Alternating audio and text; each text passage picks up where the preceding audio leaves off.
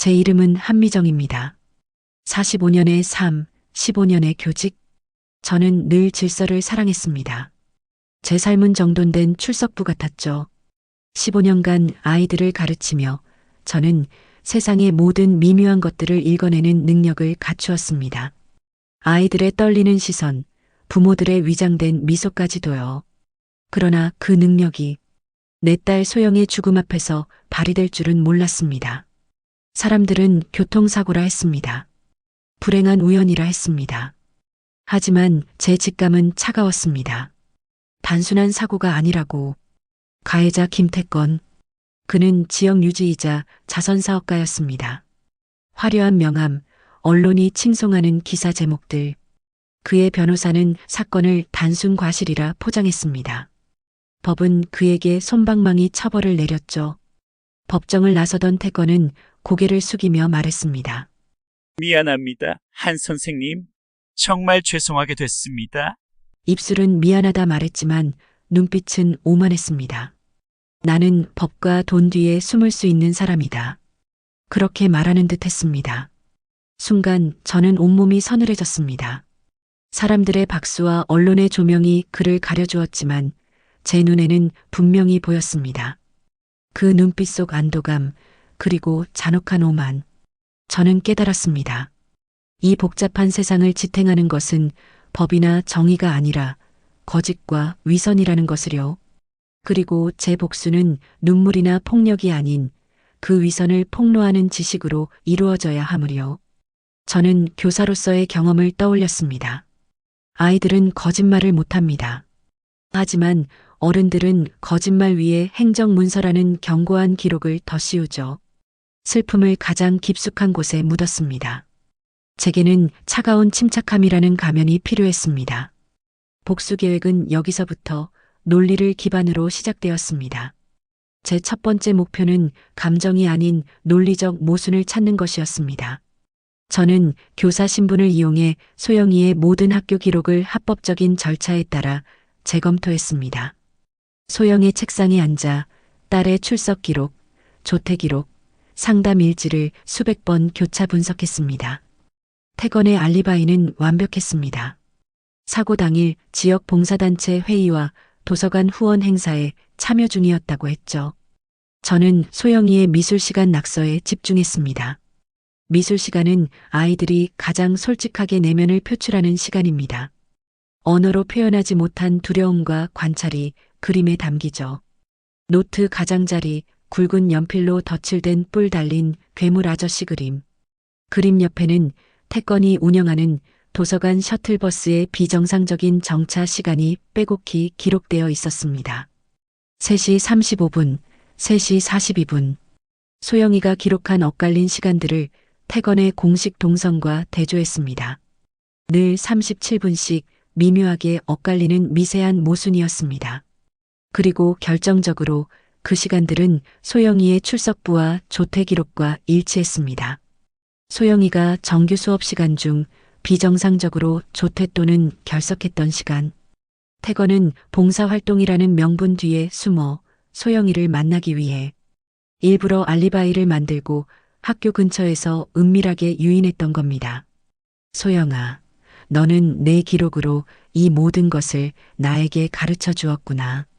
아이들은 보고 들은 것을 기록으로 남긴다는 제 교사적 직감이 옳았습니다.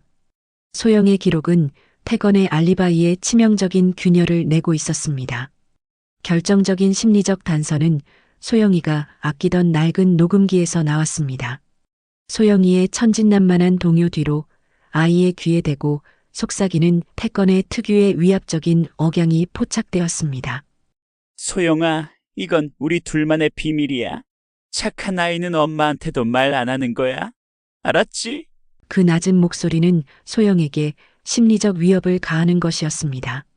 태건은 소영의 순수함과 엄마에 대한 애정을 악용하여 자신의 불법 행위를 은폐하려 했던 겁니다. 그가 소영에게 시킨 것은 무엇이었을까? 저는 확신했습니다.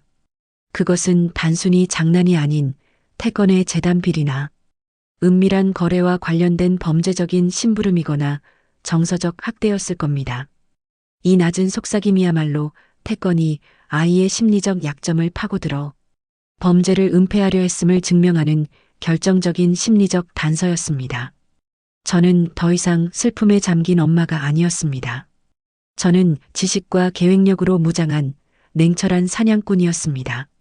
조력자인 법조인 출신 NGO 활동가 서은지에게 연락을 취했습니다. 이제 태건은 제가 15년간 단련해온 행정, 문서 분석 능력과 아이들의 심리를 읽는 직감이라는 무기를 가진 교사와 마주해야 할 차례였습니다. 제 복수 설계는 아이를 잃은 슬픔을 승화시킨다는 명분으로 시작되었습니다. 장소는 태건이 주요 후원자였던 도서관 강당. 가해자가 마련한 무대 위에서의 복수 설계이자 완벽한 위장이었습니다. 저는 외부에 노출되는 모든 순간 딸을 잃은 슬픔 속에서도 사회를 위해 봉사하는 헌신적인 전직 교사 이미지를 유지했습니다. 저의 차분한 위장은 누구도 의심하지 못하게 했습니다. 서은지 변호사의 도움을 받아 저는 익명 건의함 시스템을 온라인에 구축했습니다. 아이들의 목소리를 안전하게 들어주세요라는 제목을 달았죠. 교사 시절 학부모들에게 익숙했던 이 시스템은 폭발적인 신뢰를 얻었습니다. 회장님은 평소 아이들에게 지나치게 친절했어요. 하지만 서재에서 아이를 혼낼 때 그 방에서는 늘 녹음기가 돌아갔어요. 봉사단체 자금 중 일부가 회장님의 개인 부동산 관리에 흘러 들어간 것 같아요. 장부상의 모순점을 찾았습니다. 저는 이 파편적인 제보들을 소영의 낙서, CCTV 요청 기록, 태건의 공식 서류 등과 퍼즐 맞추듯 연결했습니다. 이것은 단순한 험담이 아닌 시간과 장소가 태건의 완벽했던 알리바이에 일치하는 모순점이었습니다. 저는 태건의 도덕적 지위와 재정적 기반을 동시에 파괴할 이중 공격을 설계했습니다. 저는 교육 강연을 심리전의 무대로 활용했습니다.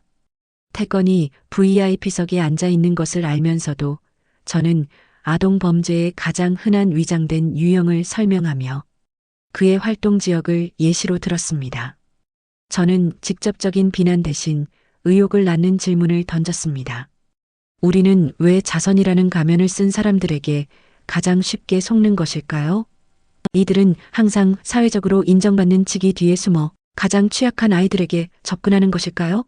아이들에게 신뢰를 얻은 후 그들을 심리적으로 위협하는 것이 가장 안전한 범죄 수법이기 때문입니다. 태건의 얼굴은 경직되었습니다. 그는 제가 자신의 교묘한 범죄 수법을 정확히 알고 있음을 직감했지만 슬픈 엄마의 아동 안전 활동이라는 공적인 방패 때문에 저를 막을 수 없었습니다. 그의 사회적 위상은 서서히 그러나 치명적으로 침식되기 시작했습니다. 저는 기자 유지호와 협력하여 태건의 봉사단체 자금 유용 및 부정 의혹에 대한 탐사 보도를 준비했습니다. 제가 교사로서 정리한 방대한 행정 문서와 기록의 논리적 치밀함은 이 보도의 신뢰성을 완벽하게 보장했습니다.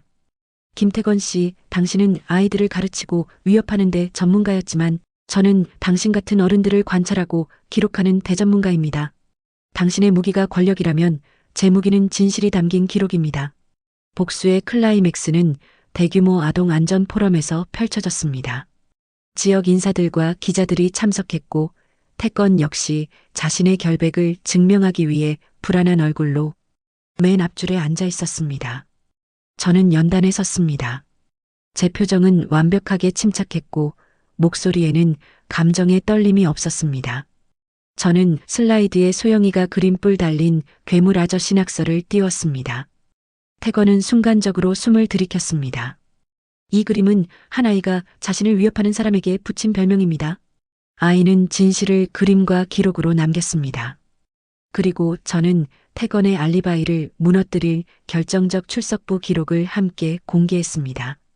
엇갈린 시간의 조퇴 기록과 낙서에 적힌 정차 시간, 모든 것이 논리적으로 일치했습니다. 강연 중간 저는 조용히 오디오 파일을 재생했습니다.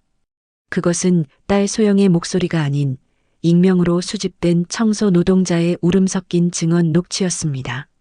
사고 당일 회장님 서재에서 아이가 울면서 뛰쳐나왔어요. 아이의 얼굴은 엉망이었어요. 회장님은 저에게 500만 원을 주면서 입 다물라고 했지만 저는 그 돈을 태워버렸어요. 소영의 죽음은 단순한 사고가 아니었습니다. 태건의 은밀한 범죄 행위를 은폐하려는 과정에서 발생한 고의적인 치사였습니다. 청중석은 침묵했다가 곧 술렁거리기 시작했습니다. 태건의 변호사가 일어나려 했지만 저는 단호하게 말했습니다. 이 모든 증언은 법적인 검토를 거친 익명 아카이브입니다. 저는 이제 증거를 공개하겠습니다. 저는 감정을 드러내지 않고 슬라이드를 넘겼습니다. 이어진 슬라이드에는 태건의 자선재단 운영상 드러난 수많은 행정적 모순점과 자금 유용 의혹이 제가 교사로서 분석한 형태로 논리정연하게 정리되어 있었습니다. 저는 이 모든 증언, 소영의 기록, 그리고 행정문서를 모아 김태건 씨가 연루된 모든 단체의 공식적인 자격, 심사와 내부 감사를 요청하는 서한을 발송했습니다. 저는 분노 대신 제도와 절차를 사용했습니다. 태건은 핏기가 가신 얼굴로 자리에서 일어나려 했지만 기자들의 플래시, 세례와 지역민들의 증오 섞인 시선에 의해 사회적으로 완전히 고립되었습니다. 그는 비명을 지르듯 말했습니다. 내가 뭘 잘못했다고. 그의 파멸은 제가 설계한 가장 잔인하고 치밀한 복수였습니다. 복수 후에도 완전한 위안은 없었습니다. 하지만 저는 이제 엄마로서 그리고 교사로서 딸에게 마지막으로 해줄 수 있는 모든 일을 해냈음을 깨달았습니다. 저는 교사 대신 아동 권익을 위한 NGO 활동가로 새로운 삶을 시작했습니다. 제 관찰력과 문서 활용 능력은 이제 수많은 소영들을 지키는 무기가 되었습니다. 딸의 죽음이 남긴 고통과 능력은 제 새로운 삶의 영원한 가르침이 되었습니다. 저는 더 이상 침묵하지 않을 것입니다. 딸 소영의 목소리는 제 심장 속에서 영원히 살아 숨쉬고 있습니다.